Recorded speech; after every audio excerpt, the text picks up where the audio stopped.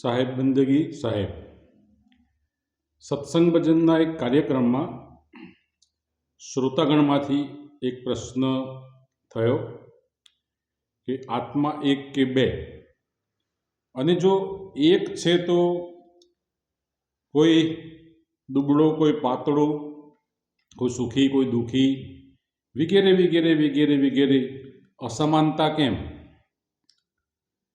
પ્રશ્ન કરનાર ખૂબ તાર્કિક અને ભણેલા ગણેલા હતા. અલગ અલગ સમજણ પ્રમાણે એના ઉત્તર આપી સમાધાન કરવાની કોશિશ થઈ, પણ એમને સમાધાન થયું નહીં. આ બાબતમાં થોડીક વાર્તાલાપ પ્રશ્નકર્તા અને મારી વચ્ચે થયો. તો આવો જ એક પ્રશ્ન એક વિદ્વાનોની સભામાં કરવામાં આવેલો પૂર્વેમાં, અને એના સમાધાન માટે પ્રાયોગિક ધોરણે એનું વિવેક કરી, વિશ્લેષણ કરી અને સમાધાન એનું કરવામાં આવેલું. એ વખતે પૂર્ણિમાની રાત્રિ હતી અને પ્રશ્નકર્તાએ આ જ પ્રશ્ન પૂછ્યો કે આત્મા એક છે કે બે, અને એક હોય તો અસમાનતા કેમ? ત્યારે તાત્કાલિક આજુબાજુથી માટીના 8-10 ઘડા ત્યાં મંગાવીને નીચે મૂકવામાં આવ્યા. પેલા પ્રશ્નકર્તાને થયું કે આ મારા પ્રશ્નને ઘડાને શું સંબંધ છે, પણ એણે મૌન સાધ્યું અને વિશ્વાસ રાખી અને ધૈર્યપૂર્વક આતુરતાથી એ ઇંતજારીમાં રહ્યા. પછી દરેક ગળાની અંદર પાણી નાખ્યું. એક ગળામાં થોડું કાદવવાળું પાણી નાખ્યું, એક ગળામાં સ્વચ્છ જળ રાખી અને બાકીના બધા ગળાઓની અંદર કોઈમાં લાલ, કોઈમાં પીળો, કોઈમાં લીલો, કોઈમાં વાદળી, આવા બધા રંગ અંદર નાખવામાં આવે. અને એ પછી પ્રશ્નકર્તાને ઉપર આકાશ સામે જોવાની વાત કરી. કહ્યું કે આકાશમાં જુઓ, આકાશમાં ચંદ્રમા કેટલા છે? તો કે પ્રભુ, આકાશમાં ચંદ્રમા તો એક જ છે. તો કે જેમ આકાશમાં ચંદ્રમા એક છે, એમ ચૈતન્ય રૂપ આત્મતત્વ એક છે. પછી નીચે જુઓ તો ગળામાં કેટલા દેખાય છે? એટલે 8-10 ગળા હતા, એ બધામાં ચંદ્રમાનું પ્રતિબિંબ,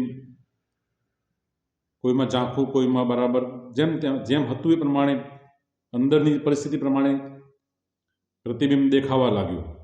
આણે કીધું કે અહીં તો ઘણા બધા ચંદ્રમા દેખાય છે. તો કે પેલામાં દ્વૈત છે? તો કે ના, એ તો એક જ છે. એક હોવા છતાં આટલા બધા આની અંદર દેખાય છે. અને 1000 ગળા મૂક્યા હોત તો 1000 દેખાત, 1,00,000 મૂક્યા હોત તો 1,00,000 ચંદ્રમા દેખાત. એટલે નિરુપાધિક હોવા છતાં ગળાની અંદર સોપાધિક બ્રહ્મ સ્વરૂપે ચંદ્રમા આપણને પ્રતિબિંબિત થાય છે. હવે જુદા જુદા ગળામાં એક એક ગળાનું નિરીક્ષણ કરવામાં આવ્યું. તો કોઈમાં વાદળી ચંદ્રમા છે, કોઈમાં લીલો ચંદ્રમા છે, કોઈમાં લાલ ચંદ્રમા છે. હવે આ એક પણ રંગ પેલા અસલ ચંદ્રમામાં નહોતો. અસલ ચંદ્રમામાં તો જે રંગ હતો એવો ને એવો જ હતો. એ પછી એકદમ મલિન જે પ્રવાહી ભરેલું હતું ગળામાં, એ ગળામાં તો પ્રતિબિંબ હાવ ધૂંધળું દેખાતું હતું. એવી મલિનતા પેલા ચંદ્રમામાં નહોતી. અને એ ધૂંધળું પ્રતિબિંબ દેખાતું હતું. એ ગળાને સહેજ આમ હલાવ્યો તો ગળાનો ચંદ્રમા હલવા લાગ્યો. પેલો અસલ ચંદ્રમા હતો એ તો અચલ અને સ્થિર હતો. હવે અહીં હલવું, ત્યાં સ્થિર રહેવું, અહીં આગળ જુદા જુદા રંગોની ઉપાધિ, ત્યાં નિરુપાધિક, આ બધું વિશ્લેષણ કરીને સમજીએ તો જેટલા ગળા છે એટલા આપણા અલગ અલગ યોનિઓના શરીર છે. આ બધા માટીના ગળા છે. અને એક ગળાની અંદર બિલકુલ નિર્મળ જલ હતું, ચોખ્ખું હતું, સ્વચ્છ હતું. એમાં કીધું પ્રતિબિંબ બિલકુલ ચોખ્ખું દેખાયું. તો ગળાની અંદર જે જુદા જુદા પ્રવાહી ભર્યા છે એ આપણા ગળાની અંદર, પેલા ગળામાં પ્રવાહી છે ને આપણા ગળાની અંદરના અંતઃકરણ છે. અંતઃકરણની શુદ્ધતા તો આત્માનું આપણને પ્રતીતિ બહુ જેમ છે એમ થાય. અને આપણા અંતઃકરણની મલિનતા હોય, ચિદાભાસયુક્ત અંતઃકરણ હોય, જડાધ્યાસી અંતઃકરણ હોય, તો નખ શીખ આત્મતત્વ બિરાજમાન હોય ખરું, વિદ્યમાન હોય ખરું, પણ પ્રતીતિ એની અનુભૂતિ થાય નહીં. એટલા માટે મળ, વિક્ષેપ અને આવરણ, આ ત્રણ બાબતોને અધ્યાત્મની અંદર એમાં ચોખ્ખાઈ કરી અને પછી જ્ઞાનનો પ્રત્યાર્પણ કરવામાં આવે છે. એટલે આ ઘડા અને ચંદ્રમાનો વિવેક થયો.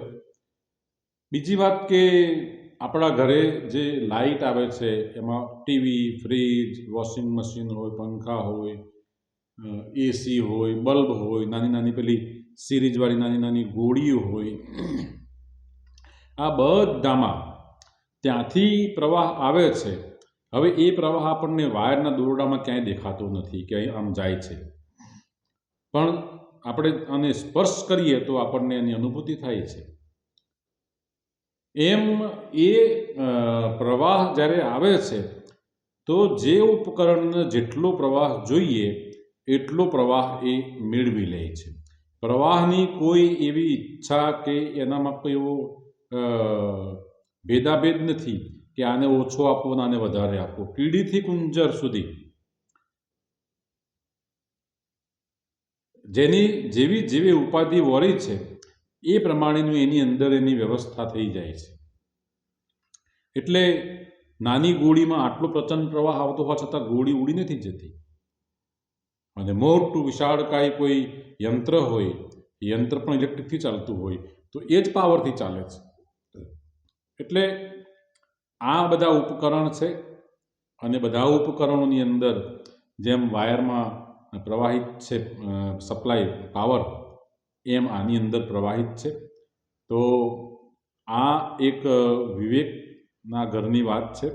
અને અહીંયા આગળ આત્માની એક અદ્વૈતપણાની એક આ પ્રતીતિ એક આ સિદ્ધાંતથી થઈ શકે એમ છે.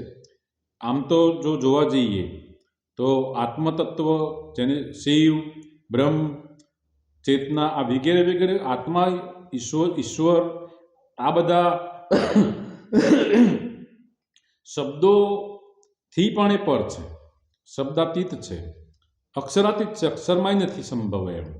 પણ છતાં એક વાતચીત કરવા માટે શબ્દોના માધ્યમથી એને શબ્દ દ્વારા ઉચ્ચારણ કરવામાં આવે છે. બાકી તો નિશબ્દ છે, ની અક્ષર છે. એટલે આ એક જે મહાપુરુષોનો મત છે એ મત આપણને નાના પ્રકારના આવા સંશયો હોય તો એ સંશયમાંથી મુક્ત કરે છે. અને સંશયમાંથી મુક્ત થયા પછી જો આત્માનું અદ્વૈતપણું, આત્માનું એકાકારપણું જો આપણને ભાસ્યું હોય તો જીત દેખું તિત તું. સદગુરુ કબીર સાહેબ તો એ પણ એવું કહે છે કે ભાઈ આ એક કહો તો હૈ નહીં, દો કહો તો ગાલી, હૈ એસા હો રહે કહે કબીર વિચારી. આમાં તમે એક પણ કહી શકતા નથી. એક કહેવા જાવ તો સંખ્યામાં આવે છે, આ તો સંખ્યાથી બહાર છે, અગણિત છે, અલખ છે. એટલે હે એસા હો રહે, જેમ છે એમ, જहाँ જન્મ મુક્ત હતા તા હતા નહીં કોઈ, છઠી તુમારી હો જગા ક્યું ચલે બિગોય. મુક્તપણાનો કોઈ નિરુપાધિક છે, એટલે અક્ષરની ઉપાધિ પણ લગાડી શકાય એમ નથી. એટલે આત્માની આવી અદ્વૈતપણાની મારા મતાનુસાર આપ સમક્ષ મૂકેલી વાત ચોક્કસ આપના ગળે ઉતરશે. સાહેબ બંદગી સાહેબ, સાહેબ બંદગી સાહેબ, સાહેબ બંદગી સાહેબ.